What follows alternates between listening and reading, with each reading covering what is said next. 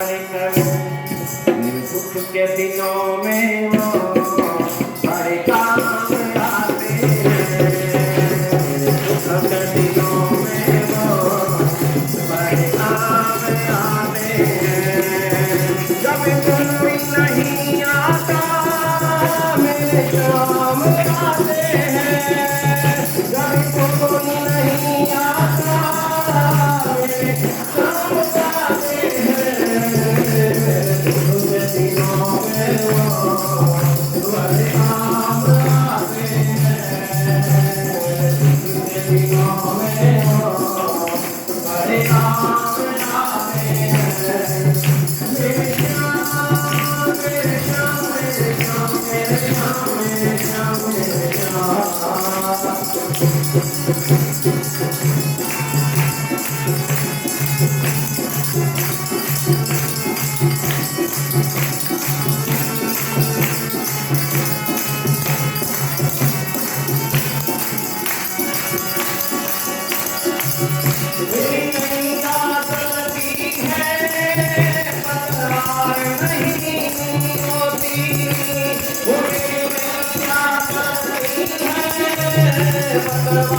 नहीं होती मुझे और किसी की अपनी दरबार नहीं होती।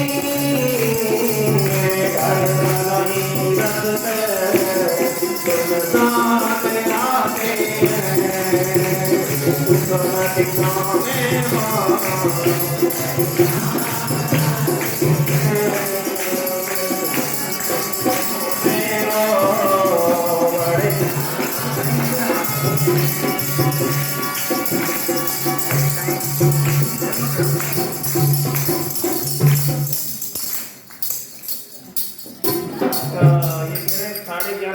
भगवान को प्रस्ताव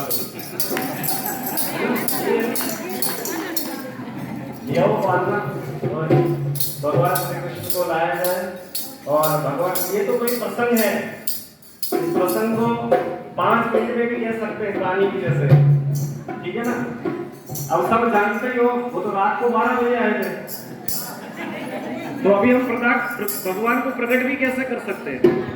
वो तो रात को आएगा, माखन चोर है, नंद किशोर निर्मल नागर है, वो आधी रात को आएगा, वो दिन को थोड़ी ना आएगा।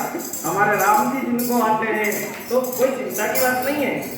वसुदेव और देवकी को जेल में कारागृह में बंद कर देता है, 5 मिनट में भगवान आ जाएंगे। क्या देर लगती है क्या? अरे आपकी भावना हो तो 5 मिनट में आ जाएंगे, और भावना नहीं है तो सुबह से शाम तक नहीं आएंगे। हाँ, सुबह से शाम तक नहीं आएंगे। देखो भैया, मेरे लिए कठिन है ये कथा, मैंने आपको पहले ही कह दिया, मैं भागवत नहीं करता हूँ, मैं रामायण करता हूँ। हाँ, अभी राम जी का प्राकट्य हो ना तो आपको विस्तार पूर्वक, लेकिन इसमें कोई ज्यादा विस्तार नहीं है। देवकी को जेल में बंद कर दिया वसुदेव जी को, कंस ने हथकड़ियां लगा दी, रात को 12 बजे पता चल जाएगा। बोलो राम। अब वो रात को ही क्यों आया, दिन को आ जाता। अब दिन को आता कैसे है? सारे 6 संतानों को उसने समाप्त कर दिया कंस ने, कितना जेल के अंदर बंद कर दिया। अपनी बहन को वसुदेव और देवकी को जेल में कारागृह में बंद कर देता है, और बंद कर देने के पश्चात में वसुदेव जी ने अपने नियम को नहीं छोड़ा और कंस को ले जा करके वो संतान के बालक विदा करके दे देते हैं। महाराज इस प्रकार से यहाँ पर गर्भस्थ नारायण की अगर भागवत के अनुसार चलेंगे तो 3-4 घंटे तक यहाँ गर्भोत्सव नहीं होता है। हाँ भैया, भागवत के अनुसार चलेंगे ना तो कहानी के रूप में तो आपको सुना देंगे, लेकिन भागवत के अनुसार अगर चलेंगे तो भगवान गर्भस्थ नारायण भगवान गर्भ में आएंगे और भगवान की स्तुति देवता लोग करते हैं। महाराज भगवान कृष्ण कहते हैं एक गर्भ के अंदर एक रात में 2 जन्म होते हैं। सुखदेव जी महाराज कहते हैं राजन, इस प्रकार से भगवान की स्तुति करके, भगवान के समक्ष सब स्तुति करके गर्भस्थ नारायण भगवान गर्भ में आए, भगवान गर्भ में आए, ऐसी लीला भगवान की स्तुति करते हैं देवता लोग, और देवता लोग भगवान की स्तुति करके चले जाते हैं। सज्जनों, इस प्रकार सुखदेव जी महाराज राजा परीक्षित जी से कहते हैं कि समस्त गुणों से युक्त भगवान श्री कृष्ण का प्राकट्य रोहिणी नक्षत्र था। आकाश के सभी नक्षत्र, ये वो सब तारे शांत सौम्य हो रहे थे, दिशाएं स्वच्छ थी। देखो ध्यान से अगर इन कथाओं को पढ़ोगे ना, सुनोगे ना, तब पता चलेगा कि भगवान का प्राकट्य कैसे होता है। भगवान के प्राकट्य की जो आप ठाकुर जी को ले आओ बोलेंगे, आपको अगर जल्दी है तो जल्दी मैं तो 2 बजे जाके आरती करा दूंगा, 2 बजे तक बोलो आप ठाकुर जी को ले आइए। भगवान यहाँ प्राकट्य होगा। भगवान की पावन कथा का प्रसंग जो सुखदेव जी महाराज कह रहे हैं राजा परीक्षित जी से, और ज्यादा विस्तार हम नहीं कर सकते। सब काल समय विषय, रात्रि को समय, भगवान रात्रि का समय क्यों चुना, इसके पीछे रहस्य था। और जेल में ही भगवान का प्राकट्य क्यों हुआ, इसके पीछे भी विशेष रहस्य है, क्योंकि माता पिता उनके जेल में है। ठीक है, रात्रि को इसलिए कि कंस का पहरा बहुत कठिन था, कोई परिंदा भी वहां नहीं जा सकता था। महाराज मथुरा की जेल में भगवान का प्राकट्य हुआ है। कौन सी? मथुरा की जेल में। और मथुरा के अंदर वो जेल बनी हुई है, उसके अंदर भगवान का प्राकट्य वसुदेव और देवकी के समस्त जो भगवान का चतुर्भुज रूप में प्रकट होना बताया गया है। क्या? चतुर्भुज रूप में भगवान का प्राकट्य होता है। महाराज कहते हैं पुराणों में, भगवान कहते हैं कि भगवान जिस प्रकार से देवकी और दूसरी भूदेवी है ना, ये मतलब कहते हैं पृथ्वी देवी, पृथ्वी को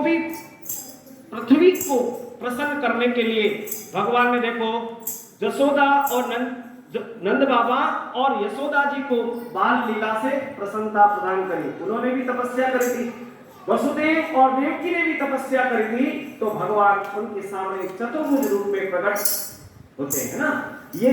और रामावतार में भी भगवान श्री प्रभु का प्राकट्य जब होता है दोपहर को 12 बजे, भगवान राघवेंद्र सरकार का भी प्राकट्य जब कहते हैं पुत्रेष्टि यज्ञ हुआ, उसके बाद में भगवान श्री राम जी का प्राकट्य भी मां कौशल्या जी के पावन महलों में चतुर्भुज रूप में भगवान प्रकट होते हैं, है ना। जब राम जी का अवतार होता है ना, जो राम जी का अवतार होता है तो दिन को 12 बजे होता है, और वो भी मां कौशल्या जी के सामने चतुर्भुज रूप में भगवान का प्राकट्य होता है। समझ रहे हो ना। उसके बाद में यहाँ जब वसुदेव और देवकी रात्रि के अंदर उनका जीवन कैसा है, उनका जीवन भक्ति में है, उनका जीवन ज्ञान में है, उनका जीवन परमात्मामय है, उनका जीवन परमात्मा स्वरूप परमात्मा चिंतन में लगा हुआ है। दुख तो दुख जीवन में मिलते रहते हैं, कष्ट तो मिलता रहता है, लेकिन कष्ट के अंदर भी परमात्मा को जो याद करता है वही खरा भक्त भगवान का होता है।